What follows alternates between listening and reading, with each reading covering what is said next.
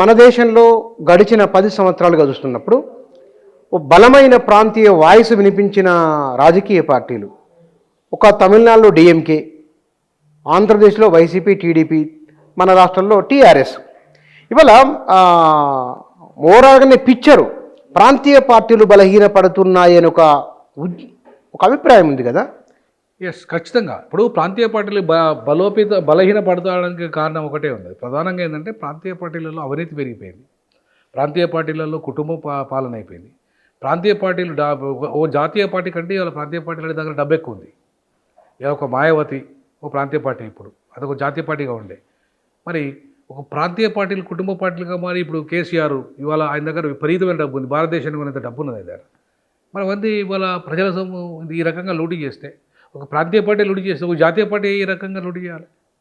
కాబట్టి ఇవాళ ప్రాంతీయ పార్టీలు నిజంగానే ప్రాంతీయ అవసరాలకు తగ్గట్టుగా, ప్రాంతీయ ఆకాంక్షలకు తగ్గట్టుగా ఉండే పనులేదు. కానీ విపరీతంగా దోపిడీ చేసేస్తే ప్రాంతీయ పార్టీలు అవసరం ఏంది దేశంలో అనేది ఒకటి ప్రశ్న వస్తుంది.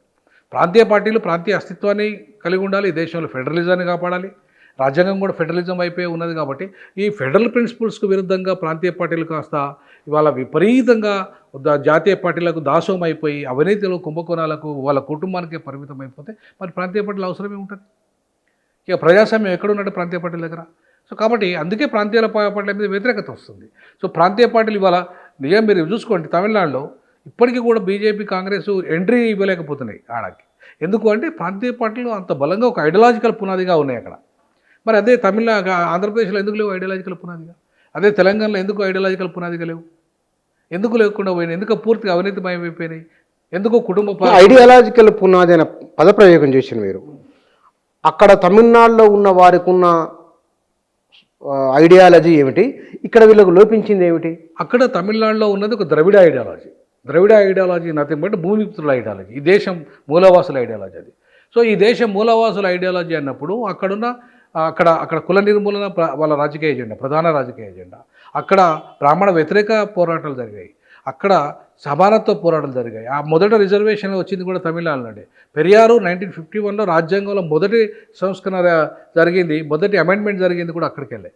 సో ఇవాళ మొత్తంగా భారతదేశంలో ఎవరిని చూడాలి మనం అనుకుంటే తమిళనాడునే చూడాలి. ఒక Tamil Nadu is a model. So అట్లాంటి మోడల్ను తెలంగాణ క్రియేట్ చేయలేకపోయేది, అట్లాంటి మోడల్ని ఆంధ్రప్రదేశ్ క్రియేట్ చేయలేకపోయేది. ఎందుకంటే వీళ్ళకు ఒక ఐడియాలజీ లేదు. కేవలం ఆయన ఆ తెలుగు అనే పేరు మీద తెలుగువారి ఆత్మగౌరవం అనే పదం ఉంది. ఆత్మగౌరవం అనే పేరు. ఈయన తెలంగాణ ఆత్మగౌరవం అన్నాడు. ఇద్దరు తెలుగు ప్రజల ఆత్మగౌరవాన్ని వంచిచ్చిండ్రు. ఈయన తెలంగాణ ప్రజల ఆత్మగౌరవాన్ని వంచిచ్చిండు. ఎందుకు వంచిండు అంటే వీళ్ళు విపరీతమైన అవినీతికి పాల్పడి విపరీతంగా ఇవాళ దోచుకొని మొత్తం అక్కడ ఆంధ్ర కానీ తెలంగాణ కానీ విపరీతమైన దోపిడీ జరిగింది. అదే మీరు తమిళనాడు వెళ్ళండి, మీరు వాళ్ళ కుటుంబం విపరీతంగా దోపిడీ జరగలేదు. విపరీతంగా దోపిడీ జరగడానికి స్కోప్ కూడా లేదు అక్కడ. ఎందుకంటే అక్కడ బడ్జెట్, సంక్షేమ బడ్జెట్ కూడా అన్ని వర్గాలకు జనాభా దాంపత్య పద్ధతిలో అక్కడ కేటాయిస్తున్నారు. ఇక్కడ ఆ కేటాయింపు లేదు. సో ఆ రకంగా చూసుకుంటే తమిళనాడు చాలా బెటర్. ఇవాళ తమిళనాడులో పూజారులు అన్ని కులాలు ఉన్నాయి, ఇక్కడ ఎందుకు లేరు? తమిళనాడులో మహిళలు కూడా పూజారులుగా ఉన్నారు. తమిళనాడులో దళితులు పూజారులుగా ఉన్నారు. తమిళనాడులో అన్ని వర్గాలకు ఇవాళ పూజారితత్వం వచ్చింది. ఇక్కడ ఎందుకు లేకుండా పోయింది? అక్కడ ఎందుకు లేదు? ఇవాళ బ్రాహ్మణులు మాత్రమే ఎందుకున్నారు?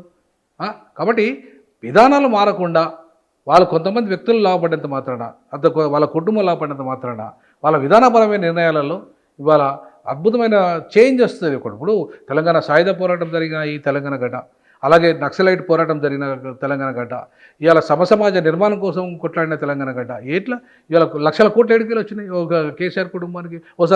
ఒకప్పుడు బీడీలు తాగిన కేసీఆర్ నాతో నేను సవాలు విసదలుచుకున్నా. మేము ఎన్నో గంటలు చర్చించినప్పుడు ఆయనకు కార్లలో డీజిల్ గతి లేదు, బీడీలు తాగిన చరిత్ర. ఇవాళ అన్ని లక్షల కోట్లు ఎక్కడికి వచ్చినాయి? బుర్జ్ ఖలీఫాలో తన బిడ్డ ఏ రకంగా చేయగలిగింది? కోట్ల రూపాయల వాచ్లు ఎట్లా పెట్టుకోగలుగుతున్నారు వాళ్ళు? ఏడికెళ్ళి ఇదంతా ప్రజల దోపిడీ కదా, ప్రజల సొమ్ముగా దోపిడీ చేసింది కదా. సో ఇట్లాంటి విధానాల ప్రాంతీయ పార్టీల వల్ల లాభం ఏంటి? సో కాబట్టి ప్రజలు ఎప్పుడు ఇట్లాంటి ప్రాంతీయ పార్టీలు కోరుకోలేదు.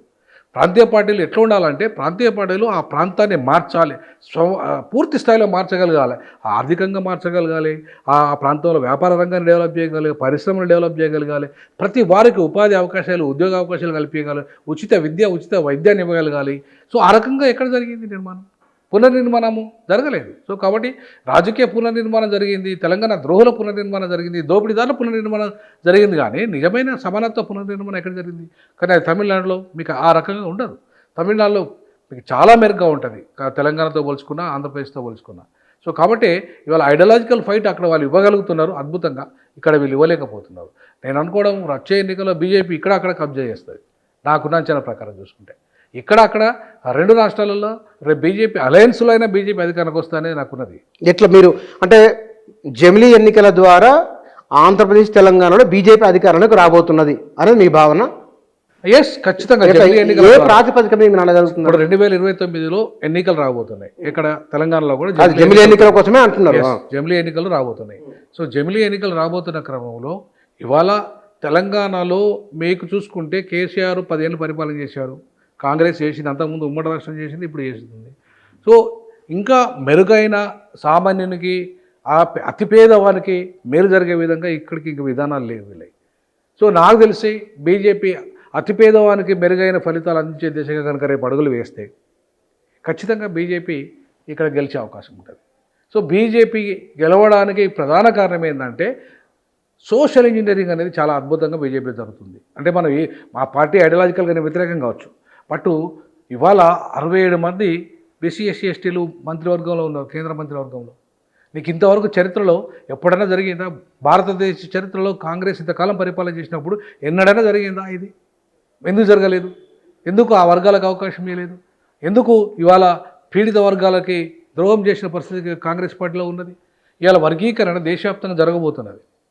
రేపు ఇవాళ రాష్ట్రాల్లో మాత్రమే జరిగింది, 2 రాష్ట్రాలు, కానీ రేపు దేశవ్యాప్తంగా జరగబోతున్నది. బికాజ్ ఆఫ్ క్యాస్ట్ సెన్సెస్ కూడా తీసుకోబోతున్నారు వాళ్ళు. బీసీలో జరుగుతుంది, ఎస్సీలో జరుగుతుంది, ఎస్టీలో జరుగుతుంది, రేపు ఈ 3 వర్గాలు జరగబోతున్నది.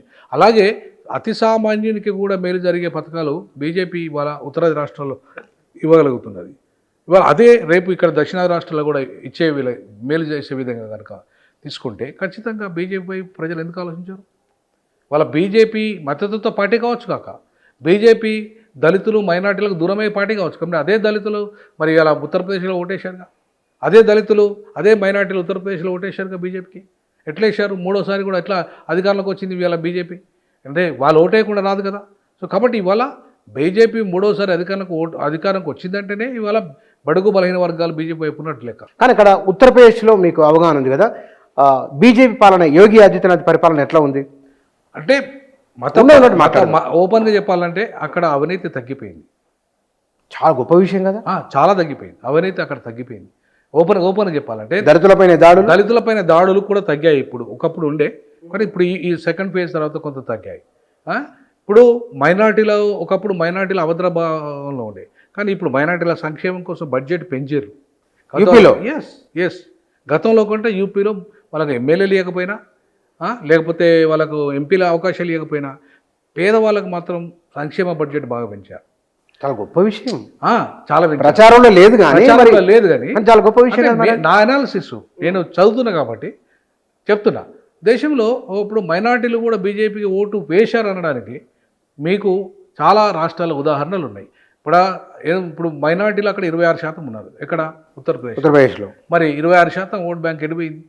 సమాజ్వాదీ పార్టీకి పడలేదు, బీఎస్పీకి పడలేదు. ఎక్కడ పోయినాయి?